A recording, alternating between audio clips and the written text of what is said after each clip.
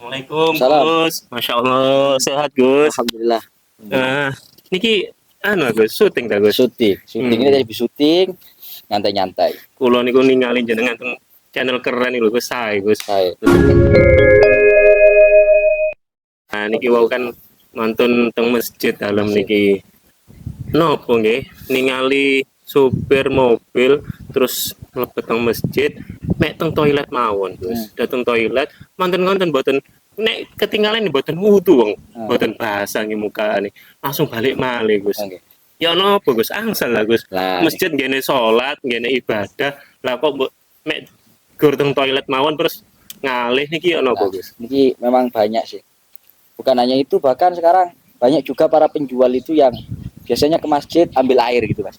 Nah, nggih. Ambil air cuma buat ya apa bahasa Jawa nih, isa-isa, kora-kora. Kora-kora. Jadi ambil air untuk cuci piringnya, cuci mangkoknya, enggak apa-ngapain di masjid ya, cuma ambil air.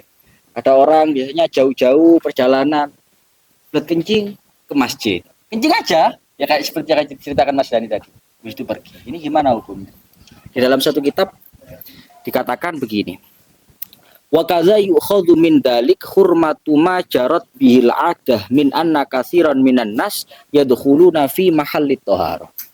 Kita bisa ambil kesimpulan bahwa apa yang terjadi lumrah pada kebiasaan orang-orang. Mereka yadkhuluna fi mahallit thahara. Masuk di tempat-tempat yang biasanya digunakan untuk bersuci. Kayak apa namanya? Toiletnya masjid, toiletnya musola. Dia datang ke situ. Litafrighi anfusihim. Murni untuk menyelesaikan, memenuhi keinginan hajatnya. Setelah itu, tsumma yaghsiluna wujuhahum wa aydiyahum min ma'il fasaqi al-mu'addah lil wudu li izalatil ghubar wa nahwi. Mereka datang ke tempat toilet masjid itu cuma untuk katakan cuci muka, untuk kencing, untuk ambil air, ya cuma untuk itu saja. Kemudian bila wudu'in wala iradati sholatin. Dia tidak wudu, dia tidak sholat, tidak beribadah, padahal masjid itu tempat untuk beribadah. Ini hukumnya gimana? Ternyata yu'khadhu min dzalik hurmatun.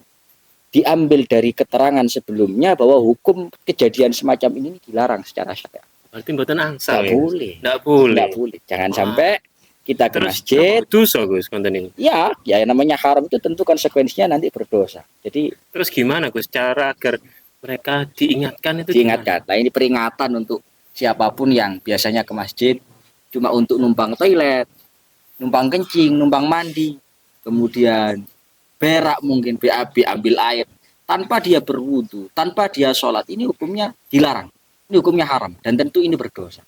Nah, sekarang solusinya begini. Gimana solusinya? Solusinya kalau memang mau numpang kencing di masjid, ya habis itu ambil wudu lah. Minimal wudu itulah berapa menit cuman wudu lah. Atau kalau enggak ya minimal iktikaf. Iktikaf itu kan enggak harus lama. Jadi habis dari kamar mandi gitu ya, masuk ke masjid sebentar aja. Lah nek musola Gus kan mboten sah. Nah, ini kalau musola gimana? Kalau musola ya katakanlah wudu. Wudu habis itu kalau bisa sholat sunnah mungkin 2 rakaat, habis itu keluar. Pokok yang terpenting jangan sampai kita menggunakan fasilitas yang tujuannya sudah jelas. Misalkan air ini jelas dipersiapkan untuk wudu. Untuk orang-orang yang mensucikan najis di masjid itu. Tapi kemudian dia di situ nggak apa-ngapain.